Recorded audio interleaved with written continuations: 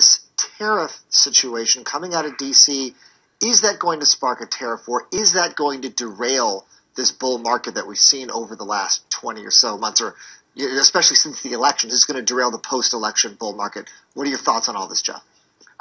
Yeah, I don't think it derails the structural secular bull market that's been in effect actually since October of '08, not March of '09. The majority of stocks bottomed in October of '08. You've still got the pillars here. You've got improvement in the economy. GDP is picking up. Earnings have been coming in much better than people expected. We think that's going to continue into 2020. People are still underinvested in this thing, so I don't think it derails it. I did not, however, expect the tariffs to go into place. I told print media this morning that I don't know how you analyze this until you see what the retaliatory moves are. So I'm just kind of sitting on my hands right here until the dust clears next week. So you say you're sitting on your hands, but you look at that chart, you're at these, let's call it the lows of that trend line moving up. So some traders might say, hey, I see some lows. I could pick up some gains if I buy here, pick up some short-term pop. But are you saying you would actually sit that out even though you think this bull market has got a lot of room to run?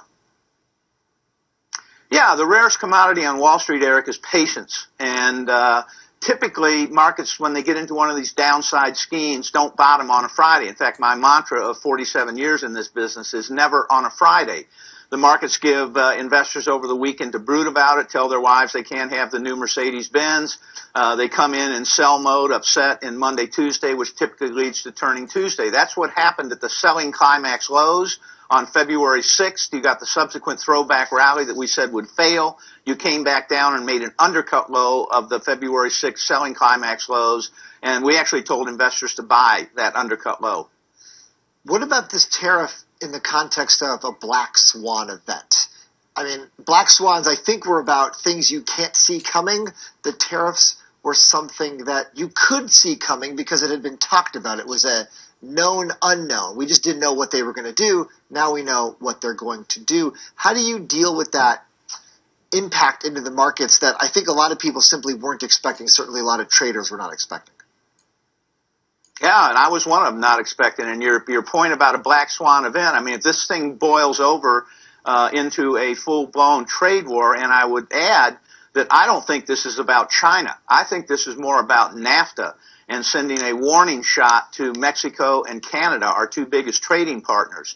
And if this spills over into a full-blown trading war, then I have no idea where the bottom is going to be in this. But I do think it's a noise in the short run. I think it's going to present a buying opportunity in the long run. But we'll have to see what happens in the next couple of weeks because I think it's going to take that long to sort it out. Do you think a couple of weeks, though, is not enough time to figure it out? Because I feel like these trade wars, they take months, quarters, maybe years to play out depending on how one country reacts and then the next country reacts. Do you feel like you can actually get some clarity in just a couple of weeks?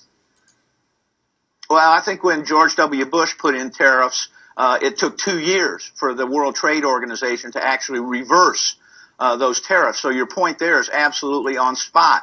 But I think at least the people I talked to abroad today and in Canada and Mexico, I mean, Canada and Mexico are already trying to figure out how to source things somewhere else than what they normally get from the U.S. So I think if you're going to see a retaliatory move, you're going to see it in the next couple weeks, and I think that'll provide clarity.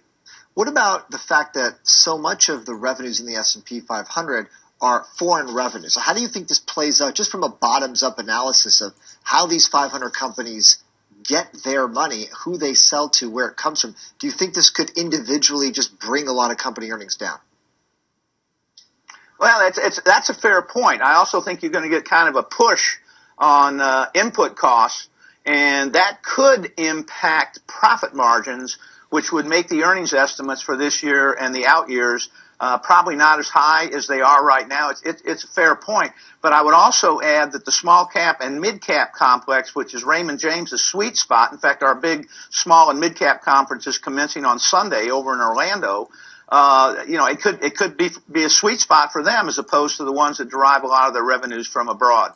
What are your clients, your colleagues, other traders, people that you're talking to over the last 24 hours, what are they saying in terms of their reactions to what's been going on out of D.C. and how it's affecting the markets? Well, the ones that took our advice, I have been on this show a number of times in January saying that our models, our intermediate and short-term models, were targeting February as the first real point of potential downside vulnerability for the equity markets. And we advised trimming some positions and raising some cash. If investors did that, they're feeling okay about this. If they didn't do that, then people are starting to panic. In fact, I talked to a trade desk here at a major mutual fund earlier today, and they said that the selling was actually intensifying, and it was getting to the point where it didn't make a lot of sense. If you have been curious how to make the money when markets fall, please visit marketcrash.money and get some additional information. Specifically, I have compiled some interesting reasons why stock market crash 2010 is a definite possibility, why we could be going for another Bitcoin crash, and more importantly, how to not let the market crash or the Bitcoin crash take advantage of you.